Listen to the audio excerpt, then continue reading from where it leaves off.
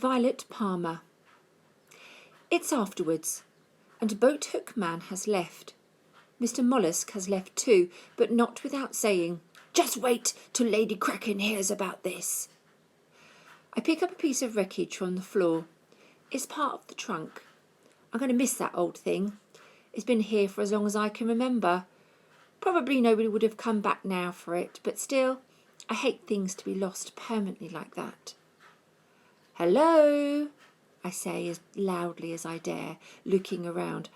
"Are you there?" Silence. I make my way over to the window. I should close it. It's freezing in here now, but I decide to leave it open, just a slither. The snow outside has been replaced by a creeping sea mist, which glides past the window and up in upright wisps like ghosts. She's well and truly gone, and who can blame her? But I put the woolly hat on the windowsill where it can be seen, just in case. I start to tidy up, but it's a gloomy business, seeing all the poor lost things flung around.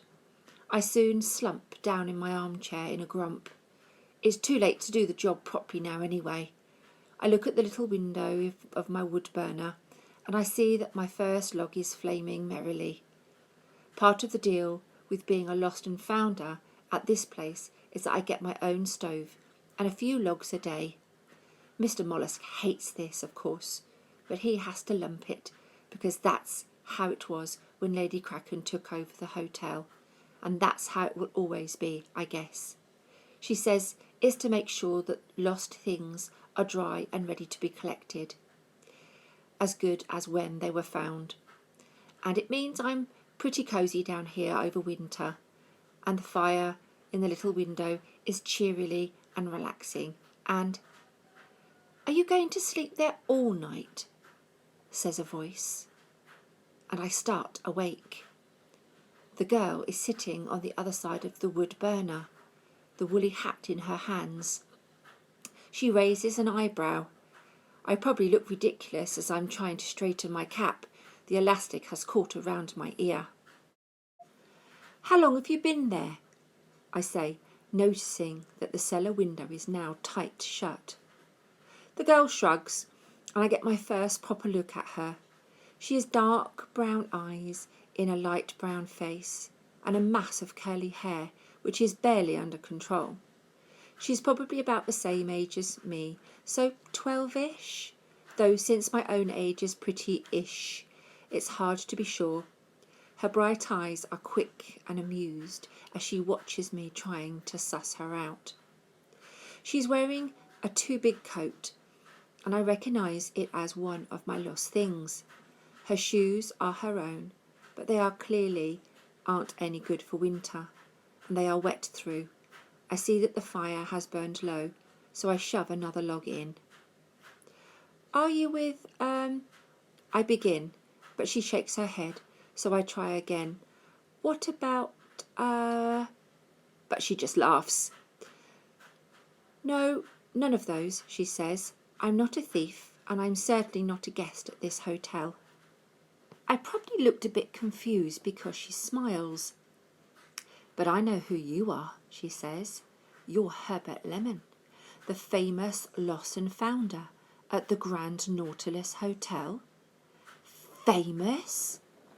"Well, famous to me. I've come hundreds of miles just to see you, Herbert." "Herbie," I say finally, giving up with the cap and taking it off altogether, "because I think you are the only person in the whole world who can help me." "Really?" I say, scratching my head. "How come?" "Because I am lost," she says, "and I'd like to be found." There are many strange stories about the Grand Nautilus Hotel, but there's one in particular that I should tell you now. It happened 12 years ago, which is a few years before I came here myself, so I'm not exactly a witness. It's a story of a baby found abandoned in the hotel, of parents completely vanished, of strange lights seen by the shore, of police swarming everywhere, searching high and low. 2 pairs of shoes belonging to a man and a woman discovered, left neatly on the harbour wall, along with footprints in the sand leading from the harbour wall to the sea. It's a sad story. Other prints were in the sand too, funny shaped markings as if something with flippers had dragged itself out of the water. But the tide came in before anyone could photograph them properly, and that part of the story was left out of the papers.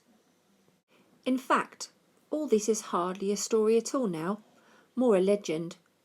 The lost and founder before me was briefly involved, but a baby isn't exactly something that you can tag and shelf in a hotel cellar, so she got taken away and was never heard of again. Until now. Okay, I'm going to stop you right there, I say to the girl, because I think I can see where this is going. Even if you are this legendary lost baby all grown up, I really don't think I see how I can help. I just do lost things, not lost persons. You need a detective or something. But isn't it your job to find the owners of lost things? How do you do that? Well, sometimes there are clues. Exactly, clues, she says. You are a detective, and I am just another clue.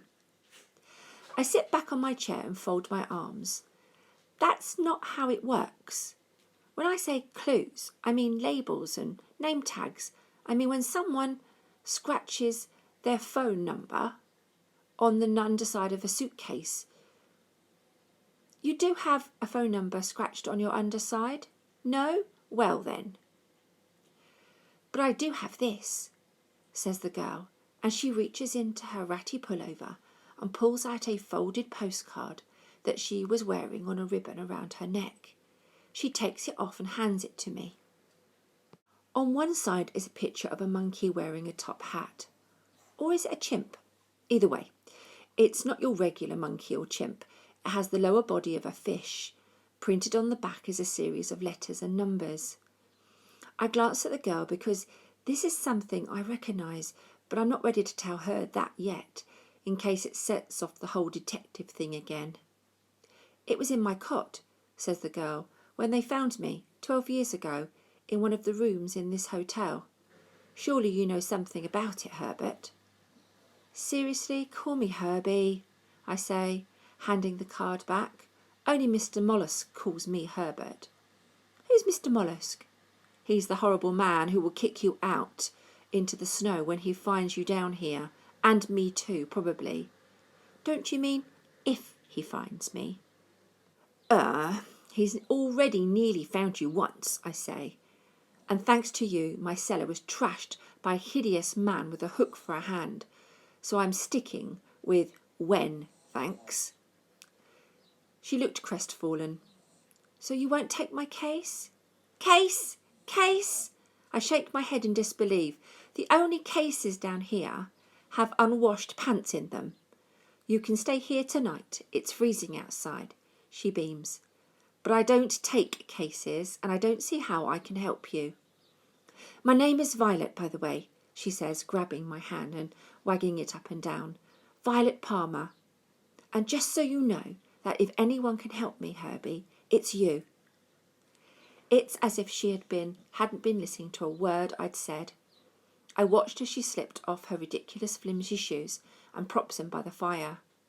Outside, the snow has stopped and the ice has bloomed across the window. I want to ask her about the boat hook man.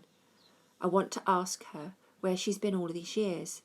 Then I wonder if she's hungry. This Violet Palmer. But by the time I open my mouth to ask, she is already asleep on a pile of coats. I'm just thinking that I should maybe crash out myself. I have a fold-away bed down here when there's a loud ting-ting from up at my desk. It's so unexpected at this time of night that I almost jump out of my skin. I tiptoe up to my cubbyhole, but there's no one there. On the counter is a folded note addressed to the lost and founder of the Grand Nautilus Hotel, or in other words, to me. I opened the note. Dear Herbert Lemon, please come to my room immediately. Yours sincerely, Lady Kraken. I do a gulp. I can't help it. Lady Kraken summons no one to her presence lightly. The hotel runs like a venerable and well-greased machine with old mollusks supplying all the grease needed and then some. Every cog in that machine, from manager himself to the most rabbit-eyed chambermaid, knows its place and turns correctly around its particular duty, or gets removed.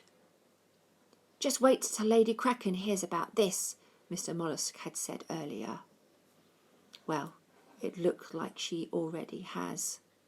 My hand is wobbling slightly as I put the closed sign up on my counter. I glanced across reception, empty this late at night. I catch the sight of myself in one of the ancient mirrors.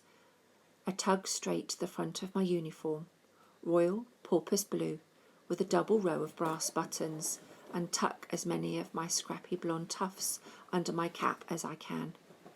I try not to think about this might be the last time I get to wear it. Then I set off for the hotel's stately glass elevator.